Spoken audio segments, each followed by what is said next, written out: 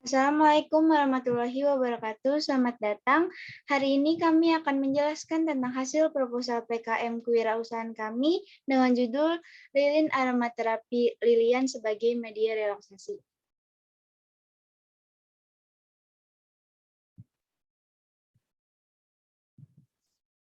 Anggota kelompok kami yaitu saya sendiri Cikawati dengan NRP 076, Meliana Saputri dengan NRP 080, Safira Mutiara Putri dengan NRP 089, dan terakhir Ibanez Dewanto Putro dengan NRP 096.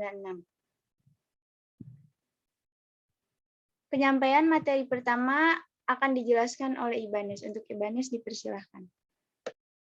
Pada outline pembahasan kali ini, yang pertama adalah bab 1 pendahuluan, yang kedua bab 2 gambaran umum rancangan usaha, yang ketiga bab 3 metode pelaksanaan, yang terakhir bab 4 yaitu biaya dan jadwal kegiatan.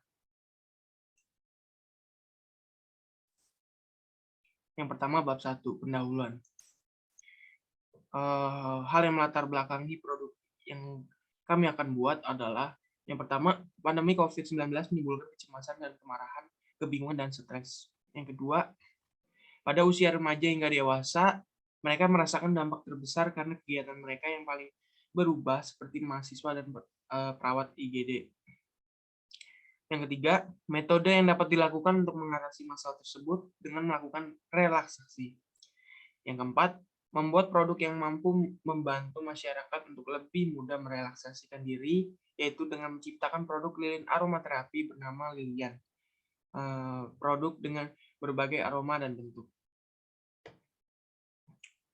Rumusan masalahnya adalah, yang pertama, bagaimana cara merancang lilin aromaterapi Lilian sebagai media relaksasi dengan harga yang terjangkau. Yang kedua, bagaimana cara mempromosikan dan memasarkan produk lilin aromaterapi Lilian sebagai sehingga dapat diterima masyarakat luas. Yang ketiga, bagaimana cara memanajemen usaha ini agar profit yang dihasilkan sesuai dengan apa yang direncanakan, sehingga usaha ini dapat berkembang pesat. Tujuannya adalah, yang pertama, menghasilkan produk lilin aromaterapi Lilian yang memang dibutuhkan oleh masyarakat dengan harga yang terjangkau, tetapi tetap efektif menjaga kesehatan masyarakat. Yang kedua, menemukan cara untuk memasarkan produk Lilian sebagai media relaksasi masyarakat. Yang ketiga, memahami tahapan-tahapan membangun dan mempertahankan suatu usaha. Luaran yang diharapkan. Yang pertama, menghasilkan produk inovasi lilin aromaterapi yang mampu memberikan solusi terhadap beberapa masalah yang dialami masyarakat. Yang kedua, terciptanya calon-calon wirausaha melalui usaha lilin aromaterapi. Yang ketiga, terciptanya suatu usaha yang memiliki prospek bagus ke depannya. Dan terakhir, terciptanya sebuah sistem manajemen usaha yang kuat sehingga sebuah usaha dapat berkembang secara berlanjut dan dapat menciptakan lapangan pekerjaan bagi masyarakat. Yang selanjutnya akan dijelaskan oleh teman rekan saya. Selanjutnya yaitu kegunaan. Bagi penulis, PKM ini dapat dijadikan sebuah wawasan dan pengalaman baru tentang dunia wirausaha dan mendapatkan pembelajaran tentang langkah-langkah untuk mendirikan suatu usaha yang berpotensi serta menanamkan jiwa kewirausahaan yang kuat. Selanjutnya, bagi masyarakat, PKM ini memberikan rasa tenang kepada masyarakat melalui proses relaksasi dengan media lilin aromaterapi dan membantu menjaga kesehatan tubuh mulai dari saluran pernafasan maupun pencernaan.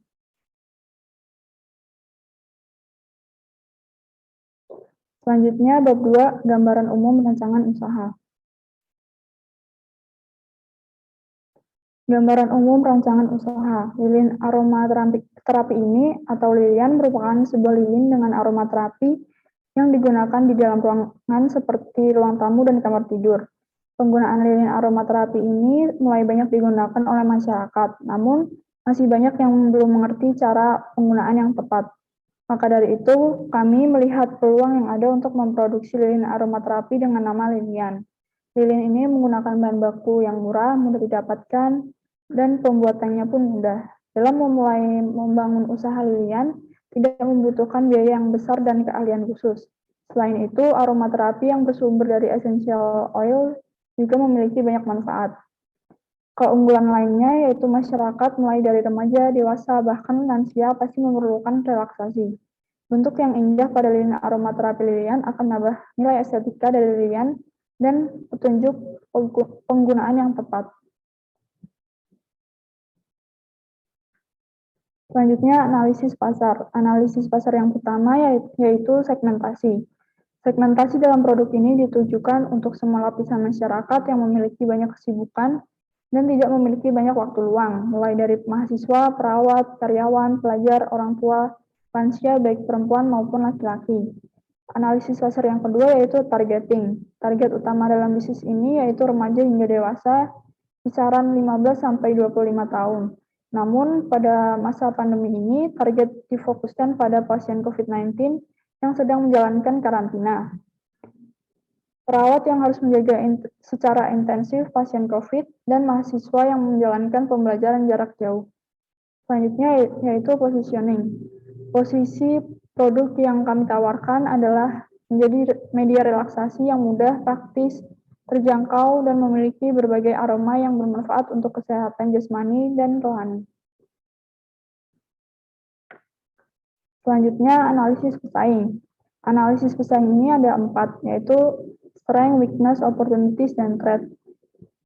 Untuk keuntungan yang pertama yaitu harga yang ditawarkan cukup terjangkau dengan kualitas yang bagus dan dilengkapi dengan tata cara penggunaan yang tepat. Yang kedua, menawarkan lilian dengan berbagai varian aroma dan bentuk yang indah. Lalu bahan baku yang digunakan bagus untuk kesehatan dan ramah lingkungan. Produk dikemas dengan rapi, unik, dan menarik, serta terjaga keamanannya hingga ke tangan konsumen. Yang terakhir yaitu banyak manfaat yang ditawarkan dari setiap variasi aroma. Untuk kelemahan produk ini yaitu pengguna harus memahami cara penggunaan dengan jangka waktu yang tepat. Produk belum memiliki minat yang besar dari masyarakat dan pemilik belum memiliki cukup pengalaman dalam berbisnis. Dan peluang produk ini yaitu jarang ditemukan lilin aromaterapi dengan bahan baku yang aman untuk tubuh dan ramah lingkungan yaitu soy wax dengan harga yang terjangkau. Yang kedua, dapat dikonsumsi oleh semua lapisan masyarakat, mulai dari remaja hingga lansia. Dan yang terakhir yaitu cakupan lokasi pemasaran cukup luas. Yang terakhir yaitu ancaman, banyak pesaing produk lilin aromaterapi yang sudah lama dan bermunculan pesaing baru. Selanjutnya yaitu strategi dan rencana pemasaran. Pada awal pembukaan, kita menargetkan penjualan sebanyak 100 buah dalam 1 bulan. Penjualan awal ini hanya dilakukan secara online atau melalui e-commerce. Strategi yang dilakukan untuk memasuki pasar yaitu memanfaatkan media sosial seperti Instagram, TikTok, Line Official Account, Facebook, Twitter, dan WhatsApp. Selain itu, kami juga melakukan promosi secara langsung dengan memasarkan produk kepada teman kampus, tetangga, serta orang terdekat. Strategi selanjutnya, jika sudah menghasilkan keuntungan yang cukup, kita akan melakukan pengembangan usaha dengan pembukaan toko offline sehingga penjualan dapat dilakukan secara offline dan akan terus mengeluarkan varian aroma baru dengan manfaat yang semakin banyak dan produk yang semakin unik. Selanjutnya akan dilanjutkan oleh rekan saya, yaitu Mailina. Baik, selanjutnya ada rencana pemasaran. Pada produk lilian ini kami menggunakan mix marketing 4P, yaitu produk, price, place, dan juga promotion. Di mana produk ini, produk kami adalah lilian aromaterapi dengan nama produk lilian yang ditawarkan sebagai media relaksasi di masa pandemi ini. Kemudian kami akan memasarkannya dengan harga jual Rp40.000 yang harga ini sesuai dengan target segmentasi kami dibandingkan dengan produk-produk sejenis yang memiliki harga yang jauh lebih mahal. Yang ketiga ada place, di mana kami akan menjual produk ini secara online melalui e-commerce yang terdapat di Indonesia seperti Lazada, Tokopedia, Shopee, Blibli, dan lain sebagainya. Yang terakhir ada promotion, di mana kami menggunakan media sosial sebagai media kami untuk melakukan promosi. Karena kami merasa bahwa media sosial ini menjadi salah satu media yang paling efektif di masa pandemi seperti sekarang ini. Selain media sosial, kami juga melakukan promosi secara langsung kepada lingkungan sekitar kami seperti teman-teman di kampus, kemudian teman dekat, keluarga, tetangga, dan lain sebagainya.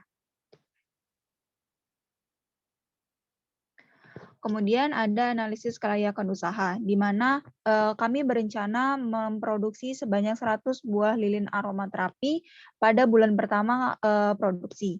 Di sini bisa dilihat bahwa modal awal produksi kami sebesar 3.806.000 yang terdiri dari biaya bahan baku sebesar 1.930.000, biaya alat sebesar 372.000 dan biaya overhead sebesar 784.000. Dari usaha ini kami memperoleh hasil usaha sebesar 4 juta, di mana didapat dari 100 buah lilin yang kami produksi dikalikan dengan harga jualnya sebesar 40.000.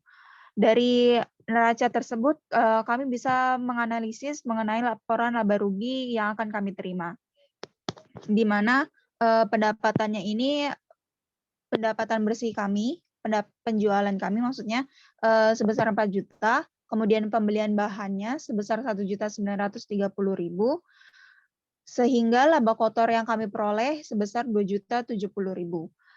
Laba kotor ini akan kami kurangi dengan biaya usaha mulai dari tenaga kerja sebesar 500.000 dan biaya lain-lain sebesar 284.000, sehingga kami peroleh laba bersihnya sebesar 1.286.000.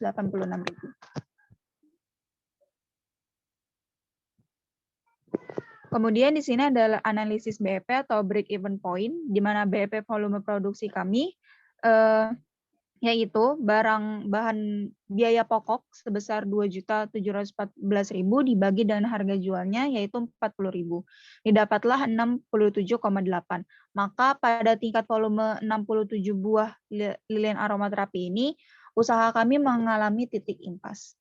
Kemudian BEP unit atau BEP harga, di mana biaya pokok itu dibagi dengan volume produksi. Biaya pokoknya yaitu 2.714.000 dengan dibagi volume produksinya 100 buah, diperoleh 27.140 rupiah. Maka pada tingkat harga 27.140 rupiah, usaha ini mengalami titik impas. Kemudian ada benefit cost ratio, di mana usaha ini dikatakan untung dan juga layak ketika rasionya ini lebih besar dari 0,3. Di sini hasil usaha kami 4 juta dibagi dengan biaya pokoknya 2.714.000 dan diperoleh rasio 1,47, di mana bisa dikatakan bahwa usaha kami ini mempunyai sudah dikatakan sangat layak untuk dijalankan. Kemudian ada return of investment atau ROI, di mana laba dibagi biaya pokok, yaitu labanya sebesar 1.286.000 dibagi 2.714.000, diperolehlah 47 dikali 100% sama dengan 47%. Maka bisa dikatakan bahwa penggunaan modal usaha pada usaha kami ini sangat efektif. Yang selanjutnya ada jangka waktu modal kami ini dapat kembali, yaitu total biaya yaitu 3.806.000 dibagi laba dikali lama produksi. Laba kami yaitu 1.286.000 dikali 1 bulan. Maka modal kami akan kembali yaitu setelah produksi berjalan selama 2,7 bulan. Selanjutnya bab 3 yaitu metode pelaksanaan. Pada tahap persiapan, kami akan menganalisis mengenai survei pasar, studi kelayakan bisnis, penunjang proses produksi, dan juga pematangan konsep. Pada survei pasar ini, kami akan mensurvei mengenai kondisi pasar, minat konsumen, dan juga melihat seberapa besar atau seberapa banyak pesaing-pesaing produk sejenis.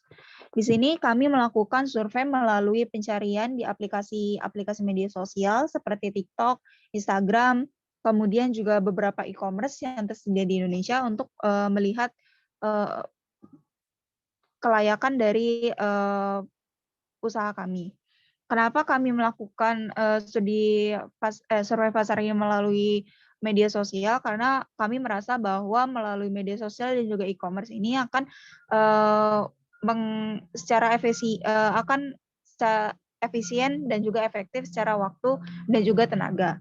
Yang selanjutnya ada studi kelayakan bisnis, di mana kami menganalisis mengenai prospek prospek usaha ini bisa berlanjut untuk di masa yang akan datang dengan melakukan analisis ekonomi dan juga prospek masa depan mengenai bisnis tersebut. Kemudian yang ketiga ada penunjang proses produksi, di mana kami akan memilih bahan dan juga bahan yang tepat sesuai dengan segmen yang kami tuju. Kemudian ada penyediaan tempat serta sarana prasarana yang memang dibutuhkan untuk menunjang proses produksi. Yang terakhir ada pematangan konsep, di mana kami akan menentukan struktur dari setiap proses bisnis, kemudian pembagian tugas, perancangan desain produk, dan packaging yang bisa masuk kepada segmentasi pasar yang kami tuju, kegiatan promosi, pemasaran, dan juga kesiapan kegiatan operasi. Selanjutnya akan dijelaskan oleh rekan saya. Yang selanjutnya ada tahap pelaksanaan. Di tahap pelaksanaan ini dibagi menjadi dua, yaitu pembuatan produk dan pemasaran produk. Dalam pembuatan produk, kami melakukan persiapan alat-alat yang diperlukan, bahan baku yang dibutuhkan, dan pengemasan dengan packaging yang telah disiapkan. Selanjutnya, kita melakukan pemasaran produk. Di sini kita melakukan iklan melalui media sosial dan website e-commerce. Selain itu, kami juga memberikan promo dengan diskon sebesar 10% untuk setiap pembelian 2 buah pada 15 hari pertama penjualan. Dan yang terakhir, kami memberikan giving package. Selanjutnya ada metode pelaksanaan. Lokasi pembuatan produk lilian ini adalah di rumah pribadi yang berlokasi di daerah Depok, Jawa Barat. Kapasitas produksinya sendiri yaitu 100 buah per bulan, yang dimana akan diperjualbelikan dengan harga 40.000 per buah. Selanjutnya ada pembuatan yang pertama yaitu alat-alat, di mana alat-alat yang dibutuhkan yaitu panci, wadah, kompor, dan cetakan. Kemudian bahan-bahan yang diperlukan seperti sole wax, pewarna, essential oil, gelas kaca, sarung tangan, dan sumbu. Dalam pembuatannya, yang pertama, bahan dasar sole wax ini ditim sampai leleh dengan cara kita isi air ke panci sebanyak setengah atau kita atur sesuai dengan kebutuhan. Yang kedua, setelah cair, kita taruh adonan ke wadah. Kemudian kita masukkan pewarna dan essential oil aromaterapinya. Selanjutnya kita tuang di cetakan sesuai bentuk yang telah kita tentukan. Setelah beberapa jam, kemudian kita keluarkan dari cetakan dan kita masukkan ke gelas kaca. Dan produk siap diperjualbelikan.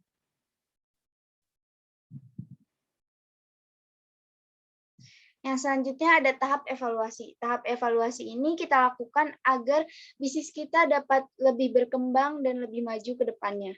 Dalam tahap evaluasi ini dilakukan dalam 4 tahap. Yang pertama, evaluasi kualitas produk dan fungsi kerja produk lilian. Yang kedua, evaluasi biaya bahan baku produk lilian.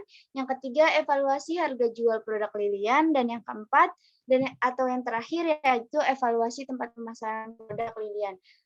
Evaluasi ini kita lakukan secara langsung kepada konsumen melalui media sosial atau e-commerce. Yang selanjutnya yaitu bab 4 yang berisi tentang biaya dan jadwal kegiatan.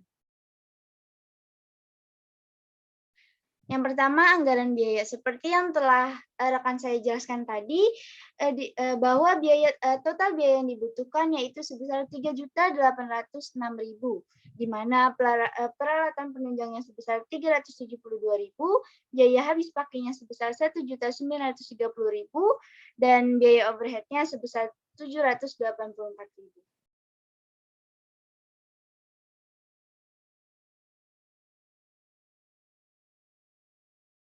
Dan yang terakhir ada jadwal kegiatan. dalam jadwal kegiatan ini kita merencanakan kegiatan kita selama 5 bulan. Yang pertama, persiapan yang akan dilakukan pada bulan pertama, kemudian proses produksi akan dilakukan pada bulan pertama juga, kemudian promosi akan kita gencarkan pada bulan pertama hingga bulan ketiga, kemudian pemasaran akan kita lakukan pada bulan kedua sampai bulan ketiga, kemudian monitoring dan evaluasi akan kita lakukan pada bulan ketiga dan bulan keempat. Dan yang terakhir, kita melakukan pembuatan laporan akhir yang akan dilakukan pada bulan kelima.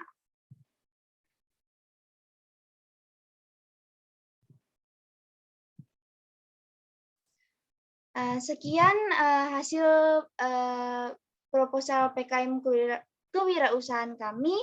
Kurang lebihnya mohon maaf, semoga bermanfaat dan sampai jumpa.